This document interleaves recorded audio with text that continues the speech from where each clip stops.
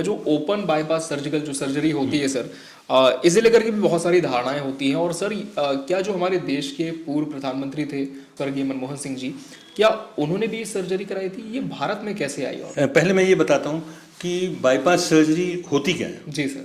देखिए, जब हार्ट में पेन होता है और अटैक हार्ट का आता है, या एंजाइना होता है, जब आप चलते हैं तो दर्द होता है, तो इसे एंजाइना बोलते हैं। जब आपका डैमेज नहीं हुआ है हार्ट अटैक हो गया मतलब नली पूरी तरीके से सिकुड़ गई और अटैक हो गया। तो उसके लिए क्या किया गया, दवाइयाँ तो चल ही रही थी लोगों की, दवाइयों का तो बहुत पुरानी फेहरिस्त है। लेकिन बाईपास सर्जरी ऐसे इंट्रोड्यूस हुई 1965 की बात है। जब MBBS हम कर रहे थे तब हम लोग सारे लोग एक किताब पढ़ते थे मेडिसिन में, उसका नाम था डेविडसन में 4 लाइनें लिखी हुई थी कि हार्ट की बाईपास सर्जरी। लिखा हुआ था कि बाईपास सर्जरी एक नया प्रोसीजर 1964-1965 में, कि ऐसा एक प्रोसीजर विनबर्ग ऑपरेशन जी के द्वारा यहाँ की नलियों को, सेफिनस वेन को निकाल के, वो जो अपनी मेन हार्ट की नली है उसको एनास्टोमोसिस नहीं करते थे, उसको मिलाते नहीं थे जी सर, जोड़ते नहीं थे, उसके बाजू में एक टनल बना देते थे। अच्छा। और वो एक्सपेक्ट करते थे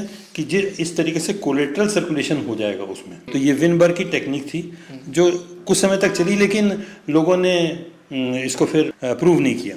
जी। देखिए, जो अप्रूव होने वाली बात और जो खतरनाक बात जो हुई जी सर, वो उस समय हुई जब एक फेवेलरू करके एक साइंटिस्ट थे, कार्डियक सर्जन थे, उन्होंने अर्जेंटीना के थे और उन्होंने और बहुत भले आदमी माना जाता था, बहुत अच्छा काम कर रहे थे और बहुत नोबल सोल थे और कार्डियक सर्जन थे। तो उन्होंने अपने संस्थान में बाईपास सर्जरी की इंटरनल आर्टरी बाईपास करने लगे। वहाँ से नली निकाल के, जैसे मेन रास्ता ब्लॉक हो गया तो एक नली ऊपर से जाए जो खून यहाँ से लेकर वहाँ तक पहुँचा दे। बाईपास का मतलब होता है बाईपास रोड। जी जी। तो बाईपास रोड बना। नेचुरल बाईपास मतलब वो नेचुरल बाईपास जो बने हुए हैं अपने ईश्वर ने दिए, उसी को विकसित करते हैं और नए नए रास्ते बनते हैं बिना चीर फाड़ के। बिना चीर फाड़ का जो चीर फाड़ के करते हैं वो ऑपरेटिव बाईपास है। तो फेवेलरू 1964 में उन्होंने वहाँ शुरू किया अर्जेंटीना में।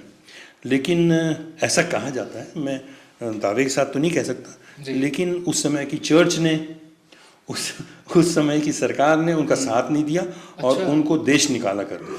अच्छा, अबेंडन कर दिया, क्योंकि उन्होंने बाईपास करके यहाँ पर चीरा लगाया और ये सब किया, तो बाईपास नहीं अलाउड है, मतलब है ना, ऐसा उन लोगों का मानना था, गलत है। वो भाग के क्लीवलैंड क्लिनिक चले गए अमेरिका, वहाँ गए, वहाँ उनको बहुत अच्छा एनकरेजमेंट मिला, वहाँ उन्होंने अपनी रिसर्च पूरी कंप्लीट की और ये जो इंटरनल मेमोरी बाईपास ग्राफ्ट लगने लगा, जो यहाँ से निकल के अंदर ही अंदर ग्राफ्ट लगने लगा, या आपको पैर से या हाथ से नली निकालने की ज़रूरत नहीं थी जी। वो उन्होंने फेवेलरू ने स्टार्ट किया 1964 में क्लीवलैंड क्लिनिक में। जब उन्होंने ऐसा किया और जब उनका पूरे दुनिया में नाम होने लगा, बहुत नाम हुआ, और या आज भी ये टेक्निक मानी, उन्हीं की टेक्निक, उन्हीं की देन है।